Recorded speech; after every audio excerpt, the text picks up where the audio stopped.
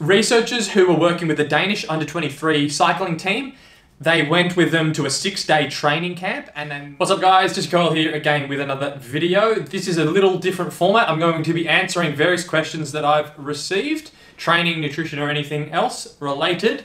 So I'm going to get into it. If you see me looking down throughout the video, it's because I've got the questions here and some notes as well. So please just put up with my looking away from the camera as we go. So we'll just get into the questions straight away. Enjoy the video. If you find this video interesting or useful, I would appreciate it if you can like the video and also subscribe to the channel, and we can help these videos reach more people. Cheers, let's get started. So the first question we've got from Internet Watts. What do you recommend for improving the trackability of VO2 work? It seems like in general, short intervals are hard to track. So what this will be in relation to is my Zwift Academy review video, where in general the VO2max workouts are rated as being low in their trackability in terms of being able to see improvement week on week if you repeat the session. So how can you improve the trackability of VO2 work? There's two main ways. Firstly, you can just do repeated steady state intervals. So something like a 4x4 or a 4x5 VO2 max session is going to be really easy to see improvements week on week because you're just comparing your average power in each interval and seeing how that improves in every week. The other way that you can make VO2 max work more trackable is if you're doing varied intervals, is firstly cap the intensity of each interval. So if you're doing something like 30 seconds on, 30 seconds off, where you're not spiking your power up to say like 700 watts, what you can then do is look at the normalized power for the entire work block. So in one of the most popular VO2 max sessions, which is 30 seconds off, 15 seconds, 30 seconds on, 15 seconds off, those runner stud, I think it's called, the author of the paper, those 30-15s in blocks of 9. So I think it's 13 by 30 on, 15 off. So 9 minutes total, and you repeat that 3 times. What you can look at is the normalized power for each 9-minute block, or the normalized power for the 3 9-minute blocks as a total. The only situation that doesn't work is if there's really big power spikes that stuff up the normalized power algorithm. That won't work. But something like a 30 on, 15 off is easily trackable because you can just look at the normalized power. So that's the two ways that VO2 max work can be made more trackable.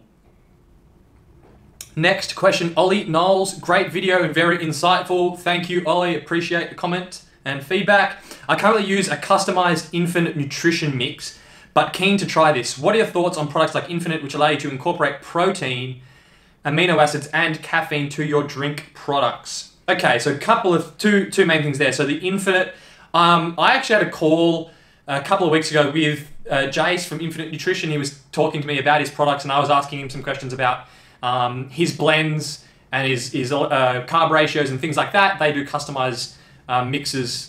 So I was kind of chatting about what's possible in terms of his manufacturing process, and yeah, good chat. So I'm kind of aware of how the Infinite thing works. In terms of, do you need protein or amino acids in your energy mix to sort of either boost the quality of a session or boost your recovery? So good question.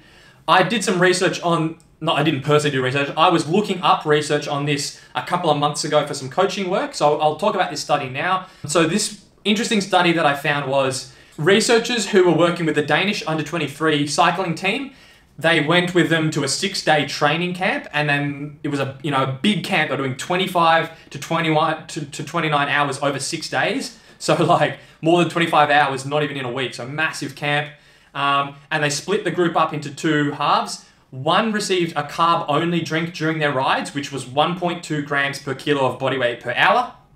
And then they gave the other group carbs and whey protein in their drink, which was 1 gram per kilogram of body weight of carbs, and then 0.2 grams of protein per kilogram of body weight per hour. So half the Danish team had carbs only, the other half of the Danish team had carbs and protein in their mix.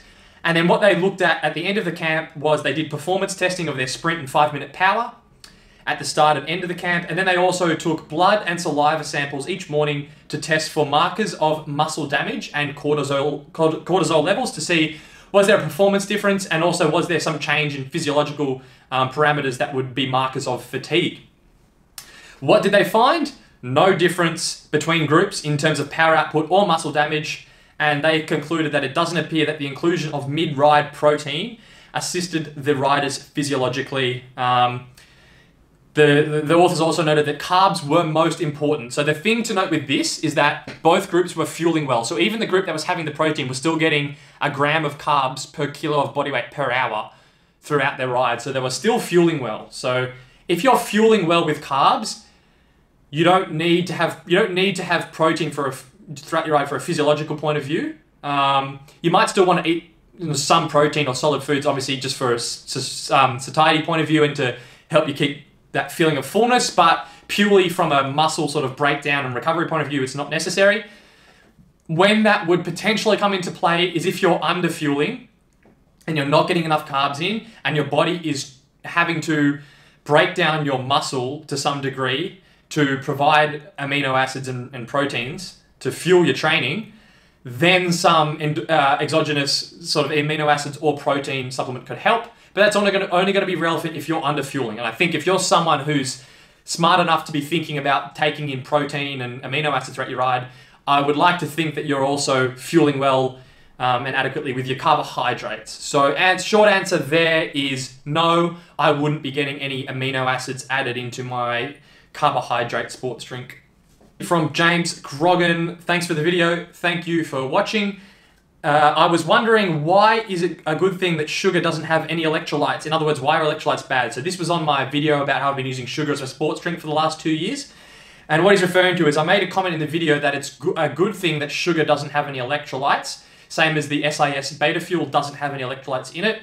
Now, that's not because electrolytes are bad. You need electrolytes. Some athletes need a little bit. Some athletes are very salty sweaters and need more. But the reason why I prefer my carb source not to have electrolytes is because it allows that customization. So I'm not a salty sweater. I don't need many electrolytes. So I don't want to be buying a carb drink that has like 500 milligrams of sodium per serve because it's too much for me. So I prefer to have electrolytes either non-existent or on the lower end, and then I can just add them in as I like. So I might put a bit of table salt in my bottles to get some electrolytes, or I could just use like a specific electrolyte only powder or tablet in with my carbs. So not having electrolytes in your carb source allows you to customize the amount of electrolytes that you need, because everyone is different in that regard.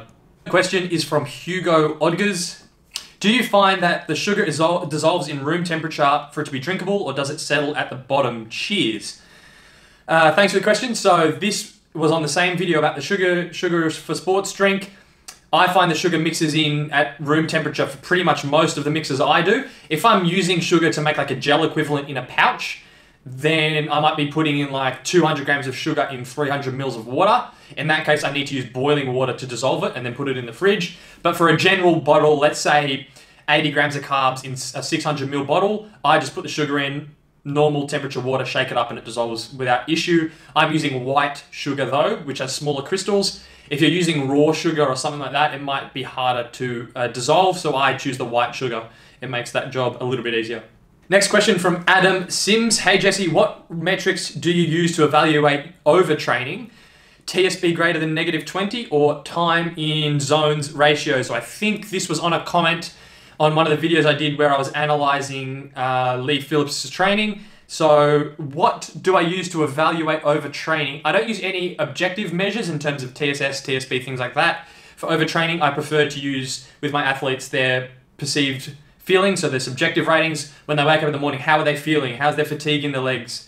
How tired are they? How well did they sleep? I find those things are much better gauges of measuring athlete fatigue than using, let's say, TSB or even like a Whoop. I find you know yourself better in this current status, you know, the way these wearables work and the way these metrics work, you know yourself better than any of them can predict that I have found and that the research has found. So I prefer to just use subjective measures by speaking to the athletes. TSB greater than -20? No, because I mean, someone like me who's more experienced, if I'm building back my training, I can sit my TSB in -20, -30 for you know, multiple weeks and be fine with it and recover from it. Someone who's newer to training and isn't as experienced can't recover as quickly and therefore might only be able to sit between 0 and -10. So there's no numbers TSB guide that applies to everyone, and I don't really like using that metric. If you go out in the heat, your TSB won't be as low, but because you're not getting as much T-score because your power output's lower, but that still has a big, massive physiological cost and a stress associated with it. So I won't go into any more detail than that, but yeah, I don't like using TSB for a load fatigue purpose. Time in zones, ratios, also no. You could be doing really high volume, low intensity training. You could be doing really high intensity, low volume training. Nah, it doesn't. No, I don't use that.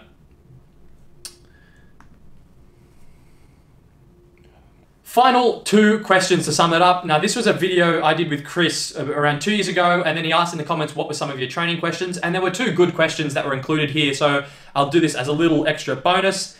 This message from Turning UK.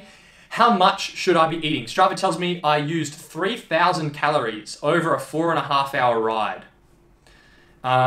One gel is 87 calories, energy bar is 198 calories, so that's 34 gels or 15 energy bars. I wouldn't usually take more than 2 or 3 bars and gels with me at a time. Should I be using more? So if you're looking at Strava calories, it's sort of more in terms of your diet, like how many calories did I burn on that?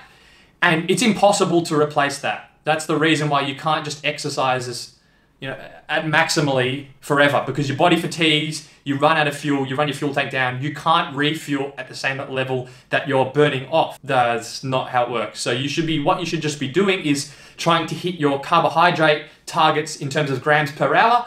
Firstly, in terms of what you can tolerate, that might be 40 grams an hour, that might be 80 grams an hour. And then in terms of also matching that to intensity. So if you're just going for an endurance role, you might stick to the lower end, do 30, 40 grams an hour. If you're doing an intense ride with efforts, you might go towards the upper limit.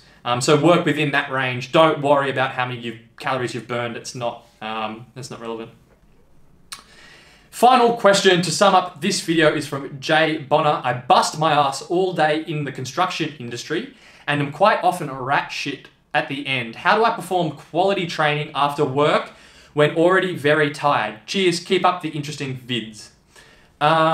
Good question. So he's saying he works a lot during the week and then he's really tired during the week to do his ride. So first thing I would do is the most important sessions, move them to the weekend. So save the key sessions, the most intense, energy demanding workouts, do them on Saturdays and Sundays so that the 5 days during the midweek is going to be made up of your lower intensity rides that are less fatiguing, less stressful, and also your rest days.